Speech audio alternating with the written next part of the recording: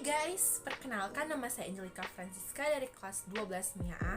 Jadi sekarang saya akan menjelaskan mengenai pembelajaran fisika dan kimia saya di kuarter 2. Terima kasih. Elektrokimia adalah cabang ilmu kimia fisika yang mempelajari aspek elektronik dari reaksi kimia. Elemen yang digunakan dalam reaksi elektrokimia dikarakterisasikan dengan banyak elektron yang dibuat. Sel Galvani atau disebut juga dengan sel volta adalah sel elektrokimia yang dapat menyebabkan terjadinya energi listrik dari suatu reaksi redoks yang spontan. Sel Galvani terdiri dari beberapa bagian, yaitu voltmeter untuk menentukan besarnya potensial sel, jembatan garam atau salt bridge untuk menjaga kenetralan muatan listrik pada larutan, anode, tempat terjadinya reaksi oksidasi, katode, tempat terjadinya reaksi reduksi. Sel Galvani atau sel volta masing-masing dinamai Luigi Galvani atau Alessandro Volta adalah sel elektrokimia yang memperoleh energi listrik dari reaksi redoks spontan yang terjadi di dalam proses yang terjadi dalam sel. Pada anode, logam Zn melepaskan elektron dan menjadi Zn2+ yang larut. Persamaannya seperti ini. Pada katode, ion Cu2+ menangkap elektron dan mengendap menjadi logam Cu. Hal ini diketahui dari berkurangnya logam Zn setelah reaksi, sedangkan logam Cu bertambah. Reaksi total pada yang terjadi pada sel Galvani adalah jenis-jenis elektroda. Yang pertama, elektroda untuk kegunaan medis. Yang kedua, elektroda untuk teknik elektrofisiologi dan riset biokedokteran. Yang ketiga, elektroda untuk eksekusi oleh kursi listrik. Yang keempat, elektroda untuk proses lapis listrik atau penyepuhan. Yang kelima, elektroda untuk pengelasan busur listrik. Yang keenam, elektroda untuk proteksi katodik. Yang ketujuh, elektroda inert untuk hidrolisis, misalnya yang terbuat dari platinum. Pada sel elektrolisis, listrik dialirkan melalui larutan elektrolit, yaitu energi listrik atau arus listrik diubah menjadi energi kimia atau reaksi redoks. Komponen aki ada 8. Yang pertama, kotak aki atau baterai box adalah wadah atau tempat diletakkannya semua bagian-bagian aki. Yang kedua, plat baterai yang berperan dalam proses reaksi kimia saat baterai bekerja. Yang ketiga, plat separator berfungsi untuk menyekat plat positif dan negatif. Yang keempat, separator sel atau disebut juga sebagai partisi sel adalah komponen yang memisahkan tiap-tiap sel. Yang kelima, penghubung sel adalah sebuah benda konduktor yang akan menghubungkan plat antar sel secara seri. Yang keenam, larutan elektrolit pada aki basa umumnya menggunakan larutan H2SO4 atau larutan air dan ion sulfat yang berfungsi untuk saat bereaksi di dalam aki. Yang ketujuh, kutub baterai atau pole adalah sebuah konduktor yang terpasang di ujung plat baterai. Yang ke-8, tutup ventilasi adalah penutup yang berada tepat di atas sel yang fungsinya yaitu sebagai tempat mengisi larutan elektrolit pada setiap sel aki dan sebagai ventilisasi di setiap sel saat reaksi. Aki hanya bersifat sementara sehingga aki perlu diisi ulang. Isi ulang aki itu memerlukan alternator. Guys, jadi kalian tahu apa itu alternator? Mungkin kalian hanya pernah mendengar apa itu alternator, sedangkan kalian tidak mengerti apa sebenarnya alternator itu. Untuk itu sekarang saya akan membahas alternator secara lebih Alternator adalah peralatan elektromagnetis yang mengkonversikan energi mekanik menjadi energi listrik arus bolak-balik.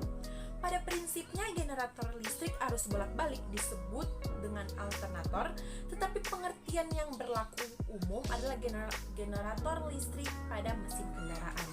Ada 7 bagian umum dari alternator, yaitu yang pertama rotor coil yang berfungsi menyediakan medan magnet di dalam alternator. Yang kedua, stator coil berfungsi menangkap perpotongan medan magnet. Yang ketiga, alternator shaft berfungsi sebagai penghubung antara bagian pulei dengan rotor. Yang keempat, brush digunakan untuk menghubungkan arus listrik ke rotor coil. Yang kelima, bearing berfungsi sebagai bantalan yang akan melapisi poros alternator dengan frame alternator. Yang keenam, alternator fan yang berfungsi untuk mendinginkan kumparan baik stator rotor saat bekerja, dan yang ketujuh, rectifier atau dioda yang mengubah arus AC ke DC. Induksi elektromagnetik adalah fenomena timbulnya arus listrik karena adanya perubahan flux magnetik. Flux magnetik merupakan banyaknya garis gaya magnet yang menembus suatu bidang. Induksi elektromagnetik adalah proses ketika konduktor yang diletakkan di suatu medan magnet. Proses induksi elektromagnetik tentunya menghasilkan arus listrik. Di tahun 1821, Michael Faraday menemukan bahwa perubahan medan magnet yang mampu menimbulkan arus listrik. Gaya gerak listrik yang muncul akibat perubahan jumlah garis gaya magnet disebut dengan istilah GGL induksi.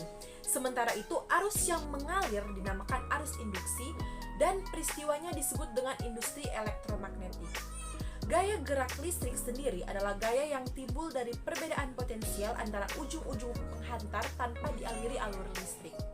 Besarnya GGL induksi sebanding dengan laju perubahan flux magnetik yang menembus kumparan. Hal tersebut kemudian dirumuskan oleh Michael Faraday secara matematis dengan rumus Mx sama dengan BAN sin WA. Dengan B adalah jumlah lilitan kumparan, W adalah alengar satuan dalam radian per X, Max adalah memiliki satuan volt. Cara kerja alternator dalam menghasilkan listrik yaitu yang pertama, field coil atau rotocoil mendapat arus listrik dari aki sehingga rotocoil timbul medan magnet. Jika alternator diputar oleh mesin, maka medan magnet rotocoil akan memotong gulungan konduktor pada stator coil. Ini mengakibatkan akan muncul alur listrik pada stator coil. Tegangan bolak-balik yang keluar dari stator coil akan disearakan oleh dioda sehingga menjadi satu arah.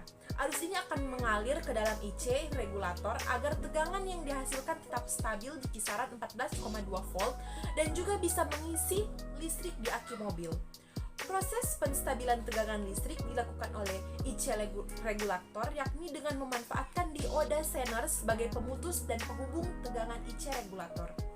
Ketika dioda Zener dalam posisi on, maka alur listrik yang mengalir ke field coil terputus. Efeknya adalah tidak adanya medan magnet sehingga stator berhenti menghasilkan alur listrik. Dengan berhentinya arus listrik dari stator coil ini akan menyebabkan tegangan yang menuju dioda Zener menjadi berkurang dan tentu mengakibatkan dioda Zener menjadi off. Hal ini juga dapat membuat listrik yang menuju field coil kembali mengalir sehingga kembali terjadi medan magnet dan membuat stator coil menghasilkan arus listrik kembali. Begitulah seterusnya proses pengaturan tegangan listrik yang dihasilkan oleh alternator akan terus berulang.